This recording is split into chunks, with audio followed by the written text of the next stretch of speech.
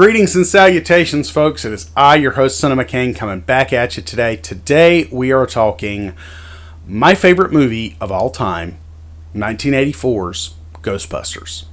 On June 8th of this year, Ghostbusters celebrated its 40th anniversary.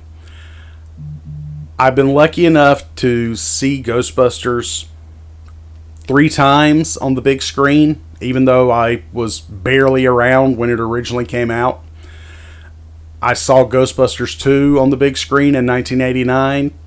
Afterlife was amazing. Frozen Empire was great too.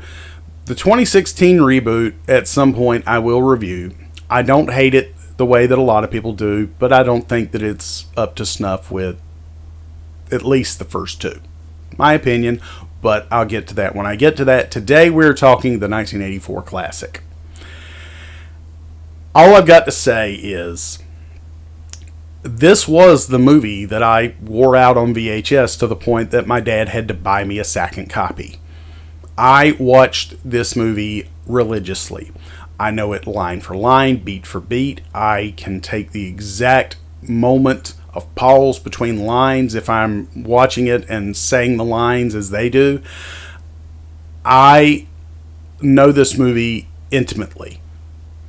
This is a movie for me that other people, say, oh, Star Wars is my favorite movie, and they kind of make it their whole personality.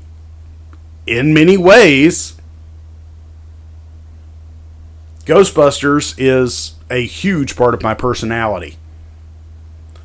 The reason it's part of my personality as much as it is because my father introduced me to Ghostbusters when I was 5 years old.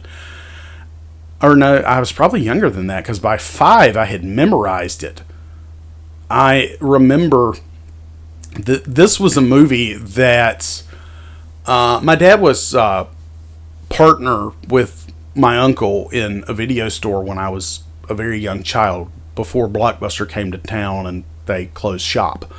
And I remember one day after they had closed up, my dad came home with just a stack full of VHS tapes, and Ghostbusters was among them, and that was the copy that I wore out. And it's probably because it was a prior rental. That's probably why I wore it out. But this movie spoke to me on some unconscious level, and I watched this so often as a kid. This is still my comfort movie. If I need the week my father passed away, I watched this movie. That should give you some idea.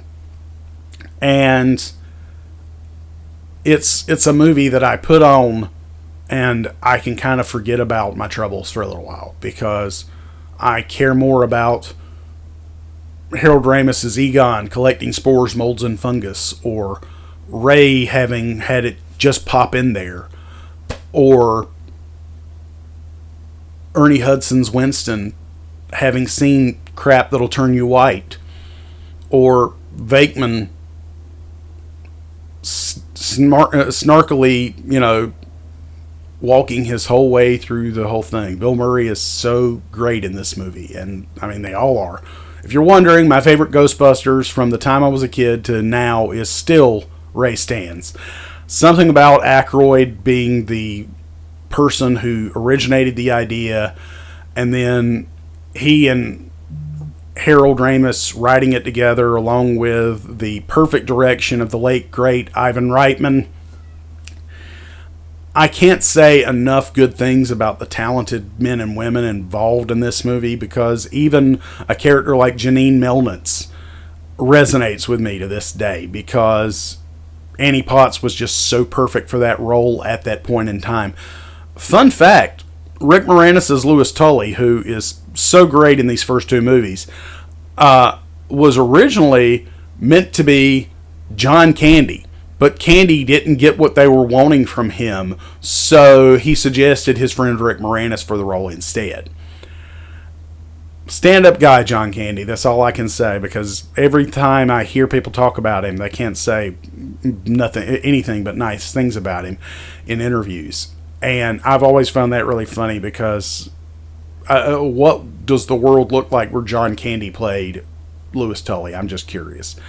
But You've also got great character actors like William Atherton, who played Walter Peck, and he came back in Frozen Empire, and he was great, just as slimy as he was in '84. And this movie doesn't just belong to the cultural zeitgeist. For people like me, and for the other ghost heads out there that might be watching this review, you know that bustin' makes us feel good. You know that every time you turn this movie on, or you turn the sequels on, that you're in for something you're not only going to enjoy, but you're going to forget about your troubles for a while.